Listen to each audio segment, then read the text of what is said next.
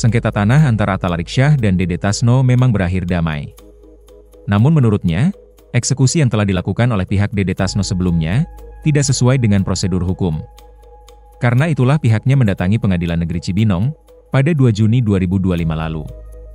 Melalui kuasa hukumnya, pihak Atta Larik mengaku kecewa dengan putusan pengadilan.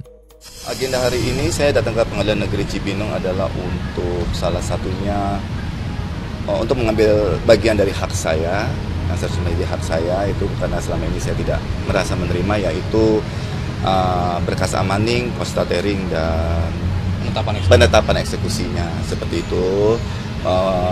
Sebenarnya agenda ini dari minggu lalu, cuma karena ada miskomunikasi. Alhamdulillah akhirnya beres juga ya. Saya menolong, saya berkeras, saya itu nggak mungkin seorang artis istilahnya, public figure dengan mudahnya ngambil lahan orang tuh nggak mungkin. Saya mau hidup tenang. Kok saya diobok-obok kayak begini gitu, nggak bisa. Kasihan anak kecil, misalnya kasihan orang awam, orang kecil di luar sana yang ingin tinggal tenang. Saya nih nggak hidup tenang loh di republik ini.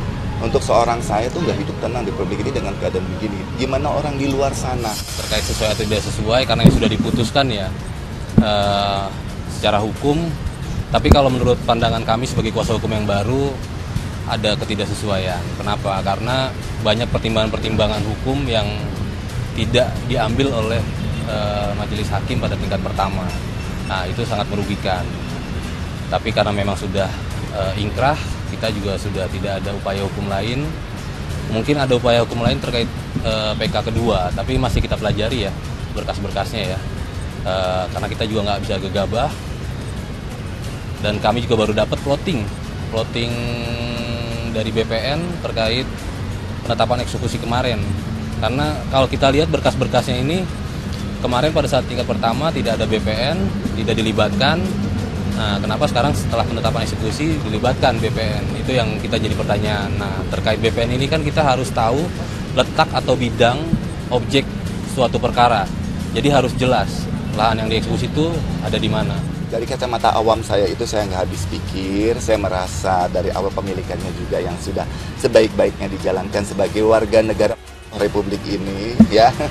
Saya coba menjalankan contoh dari orang tua sebelumnya kayak begitu.